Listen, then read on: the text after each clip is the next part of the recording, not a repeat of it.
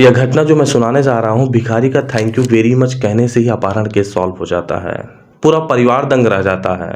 यह कहानी कहीं दूर की नहीं है, उत्तर प्रदेश या औरैया जिला है वहाँ की घटना है। आप जाकर देख सकते हैं बिधुना गांव में, जो मैं कहानी सुनाने जा रहा हूँ। कई न्यूज आर्टिकल ने भी इसे कवर किया है, आप वहाँ भी देख सकते हैं। मैं सही सुनाता हूँ या गलत सुनाता हूँ। चलिए प्रसंग पर आते हैं। नमस्कार, सत श्री अकाल, मेरा नाम देवेश मिश्रा है। जय हिंद। शायद यह कहानी हमारे आपके लिए कहानी होगा जिस परिवार के ऊपर बीता होगा ना अपहरण केस, अगवा केस, भाई साहब पैरों तले जमीन खिसक गई थी उस परिवार की।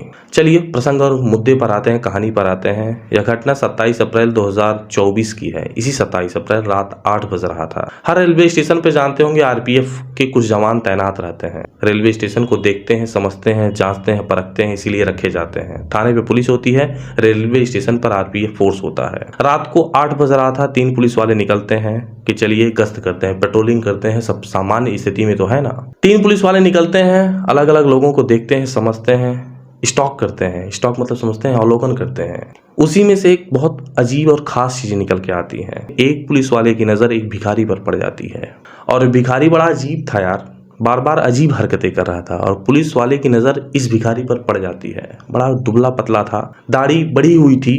पुलिस वाला देख रहा था यार, बार बार डिब्बा खोज रहा है यार, कहीं कूड़े में, कहीं करकट में, कहीं किसी से मांग रहा है। किसी डिब्बे में थोड़ा सा पानी बचा हुआ करता था तो उसे पी लेता था, ढूंढता था, फेंक देता था। फिर कोई दूसरा डब्बा ढूंढता था, थोड़ा सा पानी मिल जाए तो पी लेता, फेंक देता। इसी तरीके से भिखारी हरकतें करता था और पुलिस वाले की नजर पड़ जाती है इस भिखारी पर। भाई साहब ऐसे क्यों कर रहा है? लगता है बहुत जोर से प्यास लगी है क्या? चलिए जरा देखते हैं। पहुंच जाते हैं तीनों पुलिस वाले उसी भिखारी के पास। फिर से नजर डालते हैं। इसी प्रकार से ढूंढ रहा था, समझ रहा था, पी रहा था, कुछ किसी से मांगता था। पुलिस वाले को शक होता है यार, कुछ इसकी अजीब हरकतें हैं, सामान्य हरकतें नहीं हैं। जैसे सामान्य हरकतें यही होता है, भिखारी मांगता है लेकिन एक कुछ ना कुछ खोजता रहता था, ढूंढता रहता था, इसका दिमाग शांत नहीं रहता था। पुलिस वाले को लगता है, आरपीएफ जवान को लगता है कि शायद इसको प्यास लगी है। एक डिब्बा पानी मंगाते हैं, पानी देते हैं भिखारी को और भिखारी एक ही सांस में पूरा गटक डालता है पानी ही। एक ही सांस में पूरा डब्बा खाली कर देता है पानी का, पी डालता है। अब भिखारी कहता है थैंक यू वेरी मच। जब भिखारी थैंक यू वेरी मच कहता है ना, आरपीएफ के जवान शॉक्ड हो जाते हैं। क्यों? क्योंकि इस बोलने का स्टाइल और एक्सेंट थोड़ा अलग था, बहुत अलग था। स्टाइल और एक्सेंट अंग्रेजी का बोलने का इस तरीके से लग रहा था मानो यह सामान्य भिखारी नहीं है। ना ना ना ना ना, कोई सामान्य भिखारी नहीं है। पुलिस वाले को शक हो जाता है। पुलिस वाले भिखारी से बातचीत करना शुरू करते हैं। भिखारी थोड़ा सकपका सा जाता है, सही सही जवाब नहीं देता है। पुलिस वाले को फिर शक होना शुरू हो जाता है, बढ़ जाता है शक कि मेरे जवाबों को गोल मटोल कर रहा है। भिखारी भी सही जवाब नहीं दे पा रहा था। भिखारी को ऐसा लग रहा था कि सही सही पुलिस वाले नहीं है, मुझे शायद बेवकूफ बनाया जा रहा है, ये मुझे पकड़ना चाहते हैं कुछ गलत तरीके से। भिखारी को ऐसा लग रहा था। पुलिस वाले को लग रहा था कि यह आदमी सही नहीं है, वास्तव में सही भिखारी नहीं है। इसके अंग्रेजी के बोलने का एक्सेंट बड़ा अजीब था, मानो बहुत ज्यादा हाईली एजुकेटेड था। इसी बात को लेकर पुलिस को शक होता है और पुलिस उठा लेती है क्योंकि सही जवाब नहीं दे पा रहा था। नज़दीकी थाने ले जाते भिखारी को, क्योंकि अब तक मैं जब रेलवे स्टेशन पर बात कर रहा था तो ठंडे दिमाग से नहीं बात कर रहा था, अब मैं यहाँ थोड़ा ठंडे दिमाग से बात कर रहा हूँ। पुलिस वाला कहता है भिखारी से। भिखारी भी थोड़ा समझता है कि वास्तव में ये लोग पुलिस वाले हैं या नहीं हैं, कि इस तरीके से मुझे मैनिपुलेट किया जा रहा है। लेकिन भिखारी को जब नज़दीकी थाने लाया जाता है तो लगता है कि हाँ, वास्तव में ये लोग सही पुलिस वाले हैं, मुझे सारी चीजें सच सच बता देनी चाहिए। अब जब बताना शुरू करता है, यहीं से कहानी अब टर्निंग पॉइंट होता है। आप भी दंग रह जाएंगे, पुलिस वाले भी दंग रह गए, सबके सब जो लोग सुने वो दंग रह गए। भिखारी बताता है, भैया आप शायद मुझे गलत समझ रहे हैं, मेरा नाम महावीर सिंह है, मेरा घर औरैया जिले में है और एक बिधुना गांव है, मैं वहीं से बिलोंग करता हूँ। पुलिस वाले पूछते हैं तो भैया आप इस हालात में कैसे यार? कहते हैं मैं आपको सब बताता हूँ, आप घबराइए नहीं, मैं बहुत पढ़ा लिखा हूँ, ग्रेजुएट हूँ, अच्छे घर परिवार से हूँ, संपन्न परिवार से हूँ। महावीर सिंह कहते हैं कि मेरा नाम ये है, मैं पढ़ा लिखा हूँ, संपन्न परिवार से हूँ, घबराइए नहीं, मैं कोई कातिल और मुजरिम नहीं हूँ। लेकिन पुलिस वाले को अभी भी शक हो रहा है कि ये आदमी मैनिपुलेट कर रहा है इस तरीके से। औरैया घर है बता रहा है, बिधुना गांव बता रहा है, एक कानपुर रेलवे स्टेशन पे 125 किलोमीटर दूर, यहाँ कहाँ भटक रहा है? लगता है कुछ खास बात है, मुझे अभी भी मैनिपुलेट किया जा रहा है, सही नहीं बताया जा रहा है। पुलिस वाले ऐसा सोचते हैं और सही बात है। कोई भी पुलिस वाला इस तरीके से देखता, चीजें निकल के आ रही हैं, अब तक भिखारी दिख रहा था, पढ़ा लिखा दिख रहा है, अब संपन्न परिवार से बता रहा है, तो यार कुछ ना कुछ चीजें तो है जो मुझे सही नहीं पकड़ पा रहा हूँ। महावीर कहते हैं मैं सच बता रहा हूँ, ये मेरा हिस्ट्री है। तो पुलिस वाले कहते हैं आप यहाँ कैसे, इस हालात में कैसे? इसकी पूरी घटना मुझे बताइए। अब महावीर बताना शुरू करते हैं। महावीर बताते हैं, आज से लगभग 2 साल पहले की घटना है।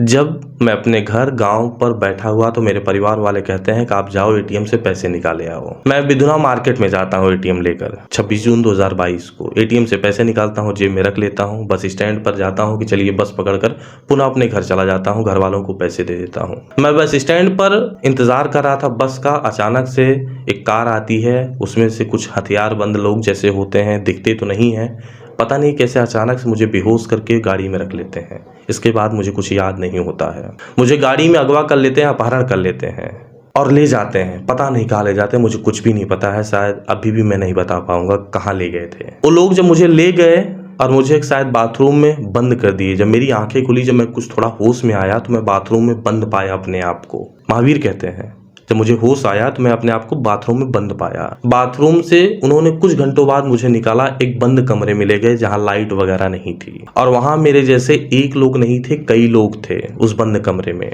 महावीर कहते हैं, और उस बंद कमरे में कई लोग थे, कई हथियारबंद लोग भी स्थित थे, सबके ऊपर नजर डाल रहे थे और सबको मारपीट रहे थे। और मानो इस तरीके से मारपीट रहे थे जैसे कोई जल्लाद मारपीट रहा हो। मुझे वहां ले जाया जाते हैं, नशीला पदार्थ देते थे, इंजेक्शन देते थे ताकि मैं होश में ना आऊं, बेहोशी हालात में इसी तरीके से बंद रहूं। 3-4 दिन इसी तरीके से मेरे साथ करते हैं। एकदम मुझे नशीला पदार्थ देकर बेहोश कर देते थे। मेरे दिमाग को खुद को जैसे मैनेज करते थे। मेरे हाथों में मेरा दिमाग नहीं रहता था, वही मैनेज करते थे। इस तरीके से इंजेक्ट करते थे इंजेक्शन। कुछ दिनों बाद हथियारबंद उस कमरे में जितने लोग थे और जितने लोग अगवा किए गए थे, अपहरण किए गए थे, 20, 25, 30 लोग, उनको एक खान में ले जाया जाता है, एक स्थान ले जाया जाता है, उनसे काम करवाया जाता है। बहुत मारा पीटा जाता था और जबरदस्ती काम कराया जाता था और खाना मात्र नाम मात्र का ही दिया जाता था, जितना मैं खाकर जिंदा रह पाऊं। उसके एवज में काम बहुत लेते थे। मैं टूट जाता था, मेरी शरीर टूट जाती थी। नशीला पदार्थ बार बार देते थे ताकि मैं होश में ना आ पाऊं। यदि होश में आऊंगा तो निकल जाऊंगा। लोग विरोध भी करते थे तो कहते थे कि अगर आप विरोध करेंगे तो मैं आपको मार डालूंगा। इसीलिए नशीला पदार्थ भी भर भर के देते ताकि होश में कोई ना आए। यदि होश में कोई आ जाएगा तो विरोध करेगा तो मैं लोगों को मैनेज नहीं कर पाऊंगा। इसी तरीके से चलता रहता था। और जब काम कोई नहीं कर पाता था अच्छे से, उसे बहुत मारते पीटते थे, हद से ज्यादा शारीरिक प्रताड़ना इस तरीके से देते थे कि रोंगटे खड़े हो जाते थे। अब धीरे धीरे इस तरीके से कारवां चलता गया। और एक बात अंग्रेजी का आपको बताना चाहता हूँ, अंग्रेजी दवाओं के बारे में। एक कुछ देर बाद शरीर में रजिस्ट हो जाता है। रजिस्ट का मतलब समझते हैं? यानी कि अंग्रेजी या नशीला पदार्थ शरीर में काम नहीं करता है। फिर आप कितना भी दें, धीरे धीरे मेरे शरीर में रजिस्ट हो जाता है। नशीला पदार्थ काम करना बंद कर देता है। इसका मतलब अब मैं धीरे धीरे होश में आने लगता हूँ। मेरा दिमाग काम करने लगता है, लेकिन मैं किसी को बताता नहीं हूँ। मैं नकल करने लगता था कि हाँ मैं बेहोश हूँ, लेकिन वास्तव में अब मैं होश में आने लगा। जैसे जैसे मैं होश में आने लगा, नकल करने लगा, मेरा दिमाग काम करने लगा। मैं स्थान खोजने लगा कि इस बंद कमरे से कैसे निकल पाऊँ। उनकी भाषा को समझने लगा। महावीर बताते हैं उनकी भाषा थोड़ी अलग थी। न हिंदी थी, न भोजपुरी थी, न अवधी थी, न अंग्रेजी थी। पता नहीं क्या भाषा थी। एक तो समझ नहीं आ पा रहा था कि मैं हूँ कहाँ पर अभी बंद कमरे में। क्योंकि बंद कमरे में रखते थे, नशीला पदार्थ देते थे, खाना देते थे और एक खान जैसी जगह पर ले जाते थे, काम करवाते थे, मारते थे, पीटते थे, फिर वापस बंद कमरे में लाते थे। यही करते थे। तो मुझे पता नहीं चल पाता था। लेकिन होश में आने के बाद मैं धीरे धीरे चीज़ें पकड़ने लगा, कहाँ से मुझे बाहर निकलना है, इनकी भाषा क्या है। भाषा सुनने के बाद ये लगा कि ये साउथ की कुछ भाषा है, यानी मैं साउथ के कुछ स्थान पे हूँ। ये मुझे समझ में आने लगा। और एक दिन मैं बंद कमरे से रात को निकल गया। किसी को पता भी नहीं चला, क्योंकि किसी को पता नहीं था कि मैं होश में हो रहा हूँ या फिर आ गया हूँ। और बंद कमरे से मैं भागा, भाई साहब, पैदल ही भागा। इतनी दूर भागा, इतनी तेज भागा, तब तक भागता रहा जब तक मेरे अंदर जान थी। महावीर कहते हैं तब तक मैं भागता रहा जब तक मेरे अंदर जान थी। और मैं भागता ही रहा, टूट गया, पैदल भागता रहा, चलता रहा। अचानक एक रोशनी दिखती है, रेल की पटरी। महावीर वहां जाते हैं उस रेल की पटरी के पास और सीधा चलने लगते हैं रेल की पटरी के समानांतर। और पाते हैं कुछ किलोमीटर बाद एक रेलवे स्टेशन। गाड़ी आती है, ट्रेन आती है, बैठ जाते हैं। बैठने के बाद चलने लगती है ट्रेन। इनको पता भी तो नहीं होता, होश में भी तो बहुत नहीं होते हैं कि कहाँ ले जाएगी, कहाँ मैं हूँ। कहते हैं मुझे कुछ भी नहीं पता है कि मैं कहाँ से बैठा हूँ, कहाँ जा रही है ट्रेन। ट्रेन जहाँ जाती वहाँ बैठ लेते, ट्रेन बदलती, खुद को बदल लेते। ये बस ये चाहते थे कि मैं कितनी दूर इनसे निकल जाऊं। और आखिरकार महावीर निकल जाते हैं। अंतिम स्टेशन इनका पड़ता है बिहार का दरभंगा। यहाँ इनको होश आता है। ये कहते हैं महावीर, हाँ ये तो मैं बिहार दरभंगा स्टेशन पहुंच गया हूँ, ये तो मैं आया हूँ, शायद जानता हूँ मैं। यहाँ पहुंचते हैं और वहां से गाड़ी पकड़ते हैं कानपुर सेंट्रल रेलवे के लिए। मुझे लग रहा है कि हाँ आप पुलिस वाले हैं, तो मैं आपको सच सच बता रहा हूँ, नहीं तो मेरे मन में शंका होता था कि शायद आप पुलिस वाले भी नहीं हैं। मैं इतना डरा सहमा सा हूँ। पुलिस वाले अब कुछ रिलैक्स होते हैं इस कहानी को सुनने के बाद। हाँ शायद महावीर सही सही बता रहे हैं। पुलिस वाले अब कहते हैं महावीर से, ये बताइए आपको मोबाइल नंबर कुछ पता है अपने घर का? यदि किसी का पता हो तो मुझे बताइए। तो महावीर अपने दिमाग पर जोर डालते हैं तो इनका एक चचेरा भाई था रविंद्र करके, उसका मोबाइल नंबर इनको याद था। और रविंद्र जानते हैं गुरुग्राम में नौकरी करते थे एक बड़ी कंपनी में। पुलिस वाले रविंदर को फोन लगाते हैं, रविंदर फोन उठाते हैं और पूरी कहानी बताते हैं। रविंदर भी भौचक्का रह जाते हैं कि नहीं यार। जब यह कहानी सुनता है, पुलिस वाला बताता है, तो रविंदर भी कहते हैं आप सही नहीं बता रहे हैं। तो पुलिस वाले कहते हैं मैं आपको वीडियो कॉल करता हूँ, आप जरा देखिए और पूरी चीजें पूछिए इनसे तो आपको पता चल जाएगा। तो पुलिस वाले वीडियो कॉल करते हैं, रविंदर को दिखाते हैं, कुछ सवाल भी पूछते हैं, कुछ जानते हैं, कुछ समझते हैं। रविंदर को पूरा 100% श्योर हो जाते हैं, हाँ यही तो मेरा भाई है, हाँ सही है सही है सही है। पुलिस वाला कहता है कि भैया एक काम करिए, आप तुरंत आइए। रविंदर अपने गांव घर विधुना को फोन करते हैं कि अब महावीर मिल गए हैं। रविंदर उधर से आते हैं, पूरा परिवार औरैया जिले से आता है। कानपुर रेलवे स्टेशन नजदीकी थाने पहुंचते हैं और सामने देखते हैं महावीर सिंह को। महावीर एकदम दंग रह जाता है, खुशी के मारे पैरों तले जमीन खिसक जाती। करे यार मेरा परिवार मिल गया।